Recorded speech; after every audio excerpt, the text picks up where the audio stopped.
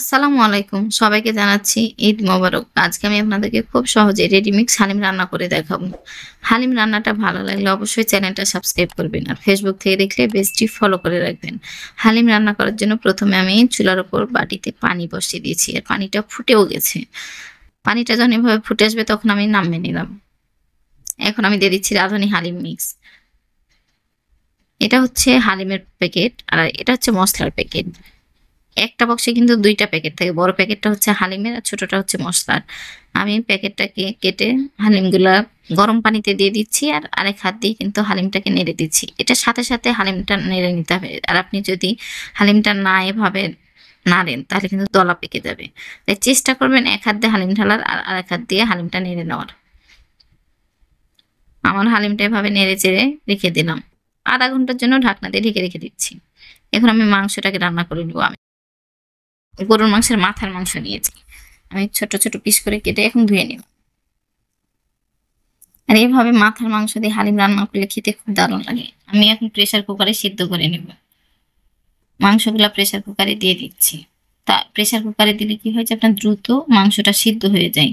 দিয়ে দিলাম একটা কালো এলাচ, কয়েকটা লবঙ্গ, কয়েকটা গোলমরিচ, ৩ টুকরা দারচিনি, ১ চামচ লবণ, ১/২ চামচ হলুদ গুঁড়া, ১/২ চামচের পর মরিচের গুঁড়া, সামান্য ধনিয়া গুঁড়া, ১/২ চামচ ভাজা জিরা গুঁড়া, পেঁয়াজ কুচি দিলাম ১/২ কাপ, আদা রসুন বাটা দিলাম ১ চামচ। আর এখানে যে যেমন ঝাল খাবেন সেভাবে মরিচটা অ্যাডজাস্ট করে নেবেন। দিয়ে দিলাম সরিষার তেল। এখন দিয়ে দিচ্ছি হালিমের মশলা। এখানে আমি ১/২ প্যাকেট মশলা ঢেলে দিয়েছি। যদি একটু বেশি ঘ্রাণ করতে চান হালিমের তাহলে অবশ্যই মশলাটাকে আরেকটু বেশি দিবেন। আর এখানে সরিষার তেল আমি দিয়েছি ৫ চামচের মতো। মশলাটা মাখার পরে আমি হাতটা ধুয়ে পানি দিয়ে দিলাম। প্রেসার কুকারে মুখটা লাগিয়ে আমি এখন ৩টা সিটি দিয়ে নিব।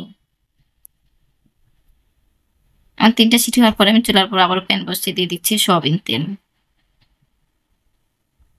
দিয়ে দিলাম ১ কাপ পেঁয়াজ কুচি। যেহেতু আমি পেরেস্তা উঠাবো এজন্য একটু পেঁয়াজটা বেশি করে নিলাম।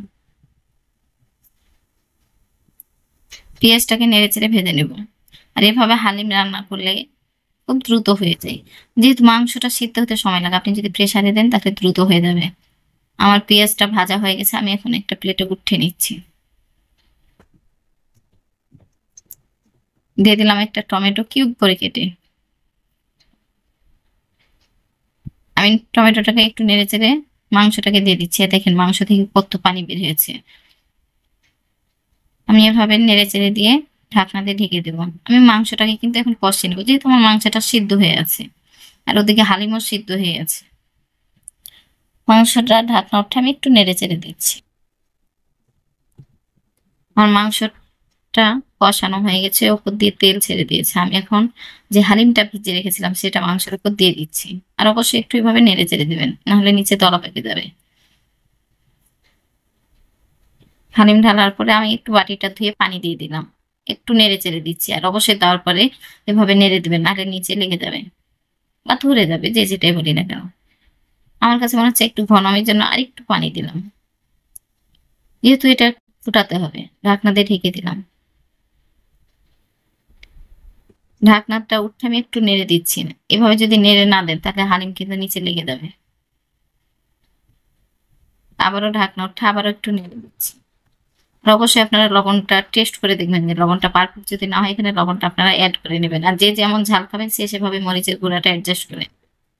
আমি দিয়ে দিচ্ছি গোটা, গোটা কাঁচামরিচ ৩টা। আর দিয়ে দিলাম ধনিয়া পাতা। আর হালিমে অবশ্যই ধনিয়া পাতা দিবেন। ধনিয়া পাতা না দিলে খাবার টেস্টি আসে না। ধনেপাতা দেওয়ার পরে একটু নেড়েচেড়ে আমি ঢাকনা দিয়ে রেখে দিচ্ছি ১ মিনিট ফুটানোর জন্য। আমার হালিমটা রান্না হয়ে গেছে। আমি এখন একটা সার্ভিং বাটিতে উঠিয়ে নেব। আর দেখেন কত দ্রুত রান্না হয়ে গেছে। হালিম রান্না করতে সময় লাগে না। হালিমটা একটা আমি সার্ভিং বাটিতে উঠিয়ে নিলাম। আমি এখন ডেকোরেশনের জন্য দিয়েছি শসা, লাল মরিচ, সবুজ মরিচ, আদা কুচি, ধনিয়া পাতা, বেরেস্তা। এখন আমি উপরে দিয়ে দিচ্ছি শসা, পেঁয়াজের বেরেস্তা, আদা কুচি, ধনিয়া পাতা। উপর দিয়ে দিচ্ছি সবুজ কাঁচামরিচ, দিয়ে দিচ্ছি লাল কাঁচামরিচ। যা সুন্দরও লাগবে, খেতেও ভালো লাগে। ঝাল যদি খেতে চান আপনারা এভাবে মরিচ দিয়ে কেটে নেবেন, তাহলে বেশি মজা লাগবে। এটা হচ্ছে ফাইনাল লুক। আশা করছি আজকের হালিম রান্নাটা ভালো লেগেছে। ভালো লাগলে অবশ্যই চ্যানেলটা সাবস্ক্রাইব করবেন আর কমেন্ট করে জানাবেন আমার হালিম রান্নাটা কেমন হয়েছে। আল্লাহ হাফেজ।